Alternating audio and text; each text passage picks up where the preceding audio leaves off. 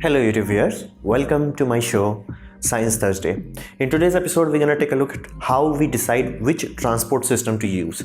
So let's dive right into it. Now, what the heck is this transport system? It's a basically group travel system. Basically, it's not meant for one person A to person B. It's meant for large groups of people, minimum of 50 or 60.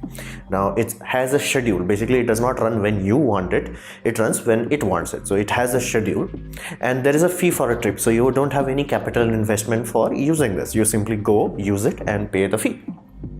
Now, the routes of this methods, like where you're gonna go from point A to point B, it's gonna be predetermined. Basically, it's gonna be established route. So, like this is a Delhi Metro network map. This is a airlines network map. So you can get the idea. Like it's all predetermined. Like you can't go from here to here.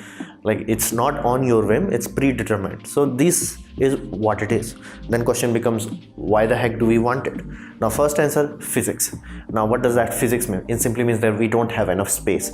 Like as you can see, this is a 10-lane road. How many cars it can carry? Now, number of cars are high, but number of people is very low, because you may have a scenario where per car there is only one person. That's not enough of people.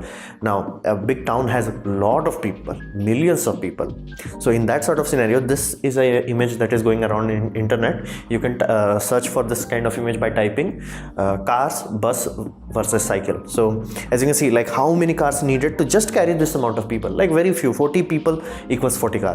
Like a bus, one bus you need to carry that much. Cycle, of course you need a bit more, but more or less the same thing. So this is the idea. Like we don't have infinite surface area on this earth has a limited surface area.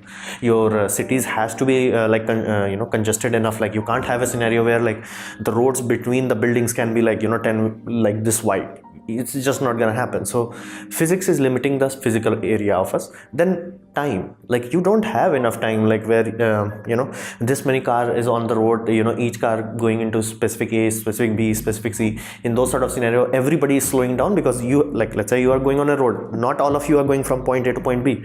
Some are going A, some are going B. During that time, whenever you are debarking from this sort of road or all that, it's causing slowdown. And we have a limited number amount of hours per day. You can't like spend 5 to 6 hours per day in traffic itself. I mean, like many people are forced to do though, and it has very severe consequences. And on top of that, there is cost, because I told you that the structure, public transport structure, works on a fee basis. Basically, every time you use it, you pay for it. You don't it doesn't matter for you whether you you are not using it for a month, you don't pay. You use it for a day, you pay for only that day. But in terms of cars, let's say you have this permanent investment. Not only you spend a large amount of capital money to buy this, you have to spend a large amount of money to keep it running also. So that's the cost aspect of it. And then comes the part of range. Basically, let's say you are driving very far, let's say from one city to another city. Your bus may your car and bus, both of them have more or less the same range, but a bus driver is trained for that kind of long journey, like 5-6 hour or 7 hour journey. You're not trained for that, and like you can do it, you will be just fatigued and tired. So range is also an issue. And of course, like you can't go like one state to another state to another state on a car. Like you can do that, you will just ludicrously tired. So this is why we have need. Like physics does not allow everybody to have a car. Time, there is a limited number of hours in a day. Cost, not everybody is rich enough. Range, your car is not going to take you to next country. So this is why we have public transport. Now, public transport, you have to understand, has something what we could classify as reach, like where it goes from point A to point B, where it goes. So give you a basic idea, rough idea, you have to understand this. There is a door-to-door transport system which we call taxi. You don't buy the taxi, so you don't have to do capital investment, but you only do ride sharing. Either you can do ride sharing to reduce your cost, or you can do individual ride, where it's a bit more expensive, but you can get from door to door. Basically, I want to go from this point to that point. It does not matter where it's on the map, it's door to door. So that's taxi, number one. Then second, we have what we call street to street. This is more common for buses. Basically, you will be, if you are using bus services, you will know this road to that road, and this halt to that halt. Basically, it's a bit more vague than what you call door to door. You're not gonna drop exactly to where you want to go, you will be dropped close enough that you can walk. So that we classify as street to street. Then we have block to block. This is more common in big cities, basically where you have metro system. Basically metro takes you from one big city block to another city block. It's not going to take you from 5 buildings down the line. It's going to take you from here to 50 buildings down the line. So this is what we classify as intercity transport, basically block to block transport. Then you have city to city, which is domain of the railway. Basically this allows you to travel from one big city to another big city, however far apart it may be. Like in case of India, because our trains are a bit slow, so we can spend upwards of 36 hours in a train. So that is city to city, city A to city B, we use by basically trains dominate that environment. Then we come to country. Flat out you have only one option, aeroplanes. You can't use train. There are very few, of course in European Union you can do that. There are many trains that go across countries, but for rest of the world you have to use airlines. So these are the reach aspect of it. That's why you never see people saying bus transport system, it takes care of all our need. No, because even though let's say bus can take care of street to street, block to street and city to city, it can't go from country to country or door to door. So these two become out of reach. Then you talk about other aspects, then it becomes clear we need something for each of this level: door to door, street to street, block to block, and city to city, and then country to country. So that's why we have so many transport types. That's why there is not one transport to take care of it all. Then we come to the cost aspect of it. This is what I wanted to focus on. It's like I've already made lots of video about transport system, and all of them have certain aspects of it. Core aspect is always comes down to cost. Now this is the capital investment that I'm talking about. Basically overall cost, like how much money you're going to spend. On top of that, if let's say it's based off connecting point A to point B, how much distance there is between point A and point B. Let's say you're trying to connect two Japanese cities, it's going to be very close compared to trying to connect two cities in America. It could be far apart as 3,000 kilometers. So in those sort of scenario, we take closer look at cost per kilometer, how much money you have to spend to do this per kilometer. On top of that, there is a significant amount of manpower to be invested. So as you can see, these are the pioneers who built a railway line in America. It does take a lot of people. Lots of people. Like a railway line is not something that you can just build by 50 people or 60 people.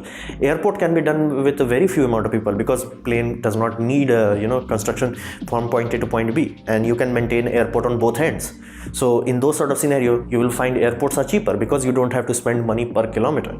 And on top of that, then comes the final nail in the coffin, so to say, taxes and safety. So taxes are very, very significant part of airline travel and rail travel. So that's why if you think airline tickets should be much cheaper, because if you have paid attention to your airline ticket, many times they specify fuel cost. So fuel cost, of course, profit cost and all that, it's never as much as you would think. Like you would think the ticket should be, let's say, $40, but turns out you're paying $80. Why you are paying $80? That's because of taxes. There is a lot of taxes and safety taxes. So you have to understand this. Cost is not as clear cut as people will think. Like if you think like, okay, $50 million is more than good enough. How? Like, did you thought of cost per kilometer? Did you thought of manpower record? Because this part escalates very quickly. And if you have one strike during your construction, yeah, it's going to derail the project. So there is a lot of small moving parts in the cost aspect. Then we come to the time of, let's say you built it, you got the thing done. How about you build it and maintenance time? Now building and maintenance time is, as you can see, like let's say you had a contractor who built the maglev system for you, or who built the metro system for you, or tram system. They're not going to maintain it. They're going to give you like, okay, these are few people, you keep it in your supply, and they're going to replace the system, fix the system whenever it goes broke. That's completely different. And on top of that, many times a country cannot afford absolute system from day one, so they built it in blocks, like phase 1, phase 2, phase 3, or many metro systems have that. So how much money does it take to upgrade? Now you have the core infrastructure. How much does it take to upgrade? Either to run more trains, either to run trains further, basically building more viaducts to connect distant points. So what kind of upgrade capability do you have? On top of that, what kind of running cost we are talking about here? Because a bus has a different running cost. You have to pay the basically driver, you have to pay for the fuel, and then you have to pay for the cost of bus. On top of that, you have to have a bit of insurance, and then is your profit. In metro is completely different thing. So On top of that, you have to figure out running cost from day one, because many things are super cheap. Like let's say airports, they are very cheap relatively speaking. You just build from point A to point B and you have almost a cross country range. Basically you can go from America to China if you have airports. So that's pretty awesome. But running costs are very damn high because pilots are expensive, because air traffic controllers are even more expensive. So you're getting the idea. Running cost is something that you have to pay very close attention to. Now on top of that, we have a wear and tear cost. This aspect is neglected, but generally comes back to bite you in the ass. Is because, as you can see, like nothing lasts forever. Like you build railway tracks, let's say they give you a warranty of 50 years, that for 50 years nothing's gonna happen to track. Okay, cool, there are tracks that are built that good and last that long, but your carriages is gonna wear out, the spring's gonna wear out, the motor is gonna wear out, some things will catch on fire, things will erode, things happen. Wear and tear itself adds a very significant amount of cost. Let's say you built a metro system on a viaduct. That viaduct has a lifespan. It's not gonna be like, oh, we're gonna use it for 300 years, it's gonna be intact. No, it's gonna broke apart in 100 years. So wear and tear is a very significant part. Now this is where good planning will help you, bad planning will kill you. There has been scenario where a bridges has collapsed, but here's the, everybody's like that bridge is bad, but here's the bridge was built with a specific lifespan. Every engineer will tell you this bridge with good maintenance should last you 50 to 60 years. So once you reach that let's say 45 year, you should start building a new bridge. You will be done in 5 years, then you demolish this one and you start using the new one. People hadn't done that. People just kept using the old one, and somebody forgot. Like, of course 40-50 years is a long time. Maybe the old engineer is dead, passed away. So this kind of thing happened where people were using a bridge as if it were like never will fall down, and it did fall down. Loss of lives have happened because wear and tear cost is a very significant thing, and generally this is the most overlooked part. On top of that, we have to worry about insurance policy, because there is a lot of human life involved and hundreds of them. You have to have insurance policy. How are you gonna take care of accidents? Like, do you have a hospital system nearby, or do you have in many railways they have basically a hospital train itself that will go to a affected area and help with medical aids and things of that nature. And sometimes in airlines you will have insurance policy that if you pay a little bit, like a few dollars in your ticket, they will, in case of an accident or in case of a loss of product, as in like loss of luggage, they will pay you a small amount of fee. So that insurance also runs on money, it's not free. So all things considered, even after the core $100 million, a few billion dollar cost, basically core cost in investment, you still need to worry about building and maintenance time. On top of that, how tolerant is your system? Now, what I mean by tolerance, basically, let's say something bad happened. Let's say hurricane, tsunami, something bad happened. How long does it take for your system to recover? Because be mindful. This is not where we are talking about, okay, people, one person cannot go from place A to place B. This is like affecting a very large amount of people. A train can easily carry to 700 to 1,000 people. A plane can easily carry 500 people. And they might be able carrying, airport might be carrying, let's say 50 to 60 aircrafts per day. So how long does it take to recover? Let's say some bad incident happened, be it weather-based, be it man-made. Something bad happened. How long does it take to recover? This is very crucial part. So if you ever see people are not very forthcoming for fancy new technology, this is the reason, because they do not know how long it will take to recover. If you talk about airlines, airlines have fail-safe built into them. Like, what if the runway gets damaged due to accident or a plane crashing into it? They have a backup runway. If that fails, they will have a second runway nearby. That's why you always see, like, airplanes, like airports are clumped together. Basically, if you are going to London, you will have like 3 to 4 London airports itself. One would be core London, then another would be secondary. That's built for safety reasons also, that if one fails, you have plane to safely divert everywhere. So how long does it take to recover due to earthquake or due to tsunami or things of that nature? Then does it have domino effect? Now this is very bad for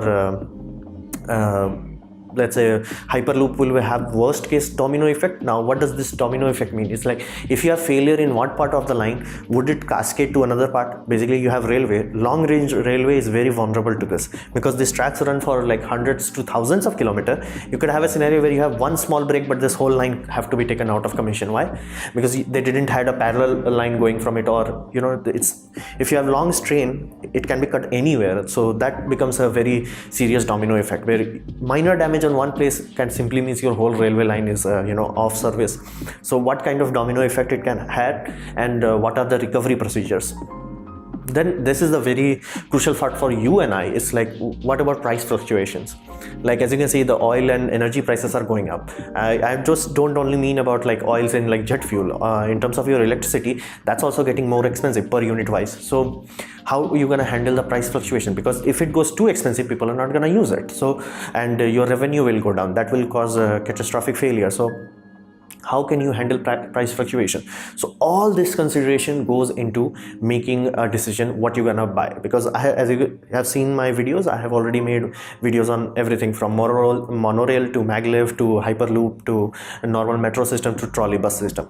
If you ever wanted to know why like people choose which kind of transport system, this was the reason. Like, there are many things in play. This I have just given you a surface level detail to help you understand like why your country may be like, you know, very open with let's say metro but not open with maglev or things of this nature. There are many more things that I wish to talk about this, but this video will become like freaking 10-hour long, so let's call it a day.